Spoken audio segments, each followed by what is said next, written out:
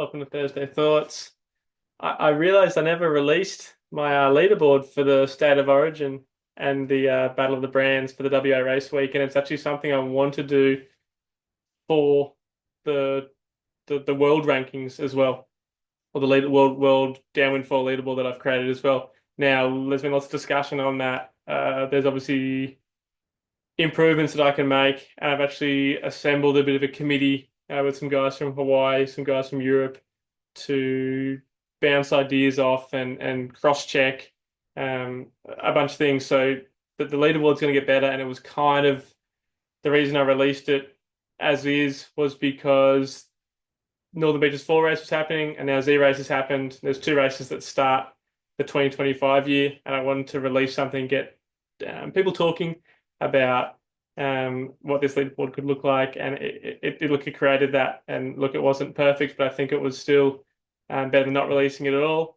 And I'm looking forward to making it better and better with the help of these guys that have put their hand up to help me. But I'm going to show you the the the WA race week recap, and we got the Battle of the Brands. And places: Code at the top, Armstrong second, Axis third. Here's the participants that we're using each brand. So Code Falls has the biggest participation. WA is a real hotspot for us. For Code Falls and Axis, Armstrong, Cloud, Duotone, GoFoil, AFS Lift, pretty small. And you get all the results here. So basically the way it worked was there were the best 6 results from each brand. So because we had basically 30 people writing code, we got to cherry pick the best results, whereas Armstrong only had 3. They had to pick their 3 best, well, the only 3 results, and if the team didn't have numbers, then they were rewarded or given a last place, so 51st. So there was 50 people competing over the week, and so 51 is the worst possible, is worse than the competing. Axis had more than 6, and so they've got their 6 results, and they have 9 competitors. Cloud9 only had 3, so they got 1st, 6th, and then 46th. Duotoners had 2, so they got lots of 51st places. GoFoil 1, AFS 1, Lift 1. So you can see that's how the results happen, and the lowest points win for this one. Because it was doing it retrospectively, we could keep the scoring to be, I guess, basic, with the 1 being 1 point, 2 being 2 points, etc., all the way down to 51. So yeah, that's the Battle of the Brands. And State of Origin within Australia, there's a bit of a rivalry between states, and I guess basically New South Wales got the win, WA was second, and Queensland was third. If we had a look at the participants per state, WA was the most. It was in Western Australia. New South Wales second, Queensland third. New Zealand was actually third. France fourth, equal fourth with Victoria, who was only had 1 participant. So if you look at the results, I took the average. So there were an average of 10 people from each state. So I took 10 results. So again, New South Wales had 14 people. We got to cherry pick the 10. WA had 22. They got to pick their best results too. Queensland only had 7, so they got stuck with a few last places. New Zealand, France, and Victoria obviously had a few less, and the results kind of reflect that. Yeah, so that's pretty interesting. And I just want to say to Rowan Creed, who I'm sure is listening to this, I look forward to you saying when someone asks you that your foil does have a motor on it, because you didn't win the State of Origin. And for those wondering, I actually I checked the results, and anything over 4 from each state made a pretty big difference. Made no difference, sorry.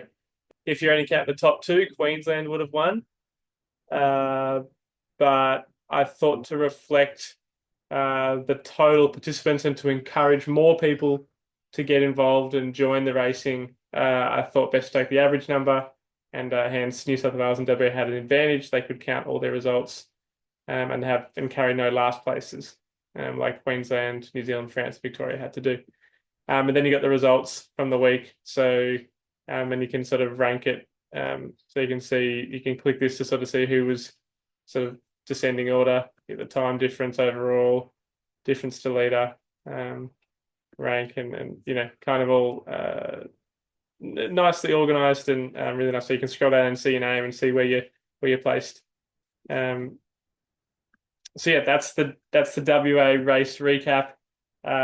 Only like 2 months late, so apologies for that. It has been ready for a while, but I was sidetracked with the world ranking sort of leaderboard thing, and I want to have that as a rolling thing. So I will update this for next week. I just want to tweak a few things. We're discussing making sure, basically making 3 regions: Australasia, so Australia region, so including New Zealand. You could include, I guess, Indonesia, that sort of area.